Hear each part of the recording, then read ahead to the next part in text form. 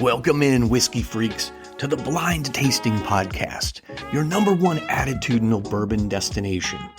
I'm John Stark, and today I'm going to review a little known but pretty darn old age-stated bourbon whiskey from Calumet Farm. Now, Calumet Farm has a lineup of expressions, but this one takes the title as their oldest offering. At 16 years old, it's officially got its driver's license, but it's still an awkward teen that's still too young to vote, rent a car, or even buy a can of paint. But in the whiskey world, at 16, this bad boy should be able to express itself and tell a bold story despite its perceived youth. Now, there's a good chance you've never seen this one, or maybe not even heard of it. It is high-end, and it is hardish to find, but not as hard as things like Stag or William LaRue Weller or Pappy stuff. But then again, maybe there's a reason for that. Is it any good? Well, we'll find out in just a few minutes when we taste, so patience, grasshopper. I gotta give a quick shout out to all the new listeners and the existing listeners for that matter. You guys are amazing out there in every state in America, Germany, Ireland, Italy, Romania, and now we got some whiskey freaks in Sweden. So welcome to the pod, friends. Thank you, thank you, thank you.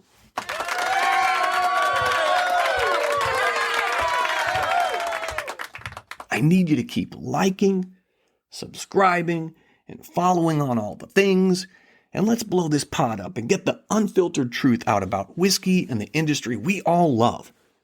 And if you'll just share it with one friend, just one, we can get the word out. Okay, all right, enough ass kissing. Back to my bottle. So I picked this Calumet Farm 16 up at my favorite spot here in Illinois for $150. And that's actually the going rate for MSRP for this stuff, even to this day. Okay, now it's confession time. I've got to admit it. The main reason, one of the reasons I grabbed it was, well, because it's old. Yeah, I just wanted a 16-year-old whiskey, and, well, the opportunity was there, and my brother and my cousin were there with me, and, well, here we are. I know you're thinking, Stark, you always say how you're going to try to review easy to find and inexpensive stuff. And, well, yes, you'd be right. Mostly, I'm going to do that, but I'm still going to delve into some of the harder to get stuff and even the more expensive stuff from time to time. And, well, this is one of those times. Now, like always, we try to do 2 minutes of history, then we do drinking and tasting and enjoying, and of course we get a verdict. But first, the story, or the history, and it's so integral, and for those of you with infinity bottles, that means important. And it is. It's important to know the history or the story behind the whiskey. And so, here is the story of Calumet Farm. And if you're a racehorse person, or you love the Kentucky Derby, or you follow the ponies, or you're just a bourbon fan, this story, it's going to mean something to you guys for sure. And I'm going to try to give you the Cliff Notes version here because it's a lot. So I'm going to tell you about Calumet Farm, what it is, and who they are. And then I'm going to tell you about the folks that bring you the bourbon. So Calumet Farm is a massive 762-acre thoroughbred horse breeding and training facility in Lexington, Kentucky. It's this great big farm. So it's a real place. It's not some made-up crap we sometimes get when a whiskey needs a story or a history and they spin a yarn to make it sound interesting. So already the fact that this is real, that's got my attention. Okay, so the farm was founded in 1924 by a guy named William Monroe Wright, and he was the owner of the Calumet Baking Powder Company, and at the time, that was a huge brand in the baking world. What they're really known for, though, is that Calumet Farm has an amazing history of Kentucky Derby and Triple Crown winning thoroughbred racehorses. It's also home to 11 horses that are now in the National Museum of Racing and Hall of Fame. Check this out. You probably know some of these names. Over the last 100 years, Calumet Farm has had several horses win the Kentucky Derby. including Whirl Away, Pensive, Citation, we'll talk about Citation soon, Ponder, Hill Gale, Iron Liege, Tim Tam, Forward Pass, Strike the Gold, and most recently in 2022, Rich Strike. And of those winners, both Whirl Away and Citation are Triple Crown champions. So, I'm going to get too deep into the history here, but you got to know that stuff to really get into this. Now, the farm has changed hands over the years, and in 2012, the current owners of the farm, Calumet Investment Group, they purchased Calumet Farm for $36 million. The group, it's interesting what they did here. They then leased the farm to a dude named Brad Kelly, and Kelly's horses compete under the name Calumet Farm. Remember I mentioned Rich Strike? He won the Derby in 2022? Well, that was his horse. He was bred at Calumet Farm. And get this, Rich Strike won the race as an 80-1 long shot. Now, the good folks at Western Spirits Beverage Company, they bought a large batch of very young barrels from Barton Distillery. I think it was around just over 10 years ago. They took the barrels, and this is really interesting. They took the barrels and they moved them to their facility in Bowling Green, Kentucky, where they continued to age them there. But they didn't do it in a traditional way. Normally, you would age whiskey in a multi-story wooden warehouse or a rick house. Western Spirits, what they did was they used an industrial-style building to mature the whiskey that they'd gotten from Barton. So that's just how they chose to do it. I don't really know why they did it, but if you just use some logic and some thinking, it's probably because it was much cheaper to do it than build traditional rick houses. So naturally, their method of aging is going to give the bourbon a different taste component than the barrels that might have been completely aged in full at Barton's wooden rick houses. Just a thought, just something to think about while we're doing this. Now, by buying the barrels young and aging them at their own facility, Western Spirits, well, they saved a lot of money, to be frank. And that's one of the reasons they can sell their selections of these older bourbon whiskeys like the Calumet 14, the 15, and the one we're talking about today, the 16. They're able to sell them at much lower prices than some of their competitors. So, to keep this stuff in context with other Barton liquid, let's look at prices being charged for similar stuff at like Blue Run or Lucky 7 and other expressions that source from Barton at this high age statement. Now, those can cost much more at similar age statements, and you'd pay around $200, but not Calumet Farms bourbon. So, for example, stuff like their 14-year Calumet is priced at around $110. The 15 was priced at about $140 or so, and now today, the one we're going to dig into today, you can still find it, like I mentioned before, between $150 and $175. In fact, I saw it just last weekend when I stopped into my favorite liquor store. He actually still had a couple of these on the shelf for $150. Okay, so we're assuming this stuff is a good value. And suffice it to say, the folks at Calumet Farm, they're proven big-time winners. I think that's pretty clear based on their pedigree we talked about. But the question is the bourbon whiskey these cats are putting their name on, is it a winner too? Well, let's get a pour of this 16-year-old whiskey from Calumet Farm, and let's figure it out. I'm going to grab this bottle. And I'd be in big trouble if I didn't tell you about this bottle, really. It is exquisite. So, I almost always mention the bottle shape and style. This bottle is very tall, very sexy. It's a clear glass that tapers to the top. It's kind of like an expensive bottle of wine. And I don't mean like Mad Dog 2020. I mean like a fine Cabernet or a White Zin type of wine. And while I'm not a wine guy myself, I know what the expensive stuff looks like. This bottle here, this Calumet Farm, it looks like that. Very expensive looking. It's got a beautiful label on the front that highlights a racehorse. This champion racehorse on the 16-year bottle, they spotlight Triple Crown winner Citation that I mentioned earlier. It's got a beautiful photo of Citation racing at what most probably is Churchill Downs in Louisville. It's embossed in gold. It's got stats on it like the age statement. They're very proud of that. Good to know.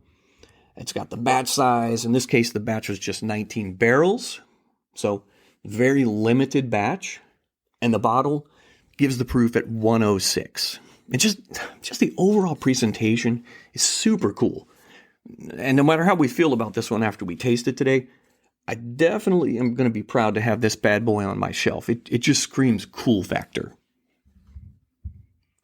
Oh, almost forgot. It says, it says it's part of their single rack black premium line of whiskey. And that means it's limited to, like I said before, the 19 barrels per batch. So the age. Again, it's age stated at 16 years old, Kentucky straight bourbon whiskey. And the mash bill. Again, they don't hide the mash bill. They say it's a high rye mash bill of 74 corn, 18 rye, and 8% malted barley. And if that's true, then all signs do point to this coming from Barton's 1792 distillery. And that's not uncommon. They've produced and distilled all kinds of contract distilling for places like Sam's Club, High West, and many others. Now, they've cut back on contract distilling recently to focus more on aging product for themselves. But at any rate, this distillate for this 16-year Calumet Farm is Barton whiskey. The proof, like it says on the bottle, it's 106 proof. And for me, at least, that's right in my wheelhouse. I really dig these bottles that are over 100 and less than 130. And that actually sounds crazy to some of you, right? But that's just my preference. You'll rarely hear me say the word hazmat. I just don't get it. I got nothing to prove here, so I'm going to mostly stay in my lane here unless something really grabs a hold of me. Now, I've heard there's a Garrison Brothers hazmat out there recently that was really good, and I'd be down to try the Coy Hill stuff that came out last year. But look, there are so many great bourbons and whiskeys in my favorite range there, and for decent money, that's just where I'm going to hang my hat, kids. Alrighty then. I've got my blind tasting podcast, Rocks Class, ready for tasting today. And you guys know I usually use a Glencairn. But if it's good stuff, I believe it's going to be good in pretty much whatever you pour it in, maybe other than a Dixie cup or something stupid like that. So today, it's going to be my Rocks Glass. Look, kids, I'm not going to consult the whiskey snob handbook before I get a pour. I don't have time for that bullshit or attitudes, well, other than my own. You want my opinion? Well, fine, you're going to get it, but I'm not going to belittle you for drinking any particular way. It's your booze, so it's your rules. So let's crack this baby open. It's got a nice little stopper, kind of like the stopper you get on a bottle of Buffalo Trace.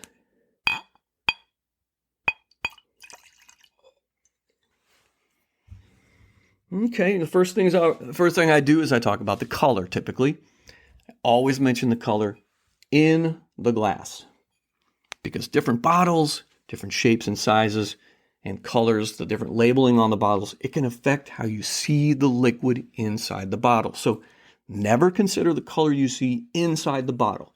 Real talk, kids. You got to put it in a glass to really evaluate it. In my opinion, the darker the hue of the whiskey in the glass, the deeper the flavors. That's not always true, but it is sometimes, and really it is most oftentimes. So it's worth noting, and I will every single time.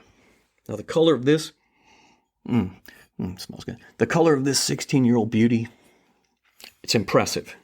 Right out the gate. Little horse reference there. It's got a dark caramel color with a tinge of a reddish hue to it. Definitely looks older, so I'd say we're off to a good start. The nose. As soon as I open this bottle, damn, this nose is incredible. There is so much going on here. I'm getting a citrusy, leathery, like a cigar wrapper note, and some fruits are jumping out. I'm getting cherry and maybe some strawberry preserves type of thing going on here too. You can tell it's 16 years old. And what I mean by that is it's both bold and it's bright at the same time. At least on the nose, it's super balanced. And so far, this stuff is extremely pleasant and inviting. As you can imagine, it's got some serious legs on it too as I swirl it around in the glass. That's a technical term. I am getting 0 ethanol on the nose. Nada, none, zippo. I am loving this so far, kids. Let me get a drink here. I'm going to go in.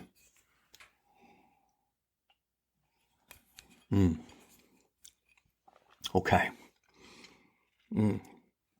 That cherry note I got on the nose. So it's morphing into more of a cherry Coke or a cherry cola type of thing. I'm getting lots of leather. I'm really feeling every proof point of that 106. It's very strong. A very strong bit of warmth going down. Feeling it in the chest already. But it's okay. It's a very nice warmth though. Today it's nasty outside. We've got a foot of snow outside. You can't even get out of the house type of day here. I am not minding that warmth a bit. So it's kind of a Calumet hug. Let me take another sip.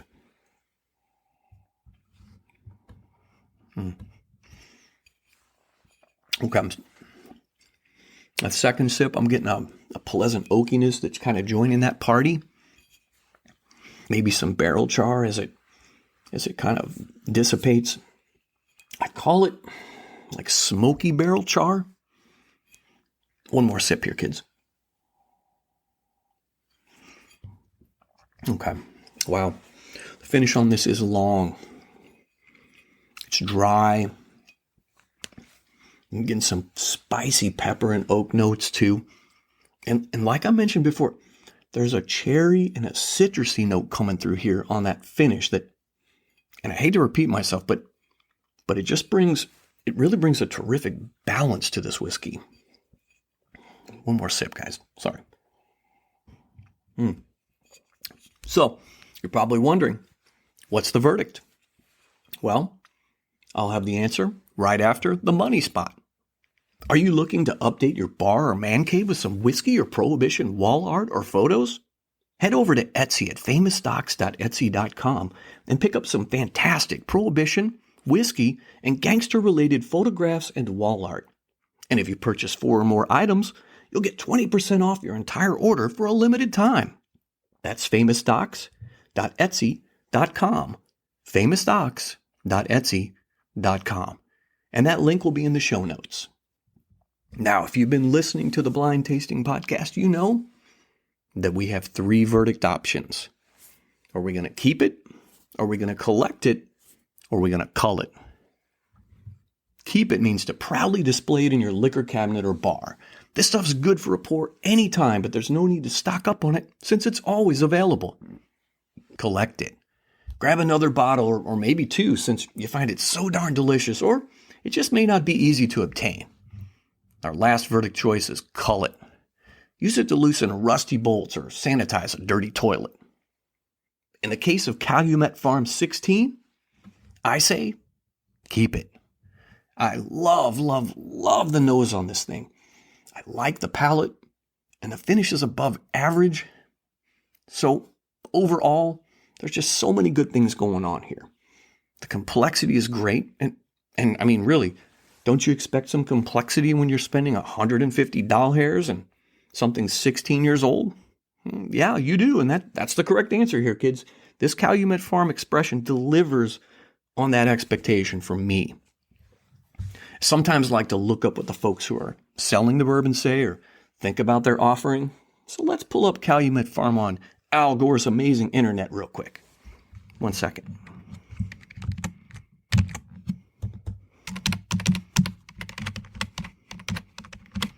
Okay.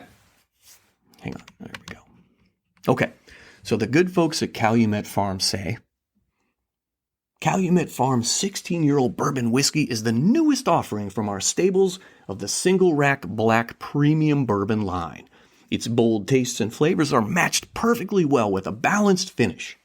As a tribute to one of the greatest thoroughbreds in racing history, this bourbon represents dedication and patience it takes to create a champion. This expression of the Calumet Farm bourbon family is our most aged and highest proof to date. It is non-chill filtered for added depth of character and color. And for me, I got no arguments here, kids. Great job, Calumet Farm and Western Beverage. This is amazing stuff. And you know how I feel about the bullshit the marketing guys sometimes pour into a bottle of crappy whiskey? This stuff rings true. There's no BS here. It's just good whiskey. Okay, so let's compare it to Barrel 15-year-old Gray Label from back in 2021. That stuff. And I've reviewed it. Remember the cherry coke coming off that stuff? It was off-putting. If you want watered down cherry coke in a glass, well, then it's your lucky day.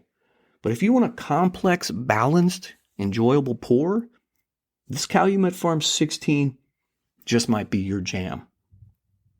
Now, would I be happy to pay $150 for it again? Probably. Maybe. I'm not going to lie. I'm on the fence about picking up another bottle. And I've seen it, like I said, I've seen it nearby recently for the same price I paid for it. But I think, and I should mention, I have a bottle of Calumet Farm 8-year. I'd like to crack that open soon and see what it's all about at half of the age of this one. And I'm thinking maybe I'll do that this year. So keep tuning into the pod and we'll both figure that out together. Last but not least, I got to give a shout out to the farmers, the distillery production guys and gals, the warehouse workers, the bottlers, and the truck drivers. They're the ones that make it happen. So cheers to all of them. Well, that's all I got for today, Whiskey Freaks. Thanks for listening to the Blind Tasting Podcast, your #1 attitudinal bourbon destination.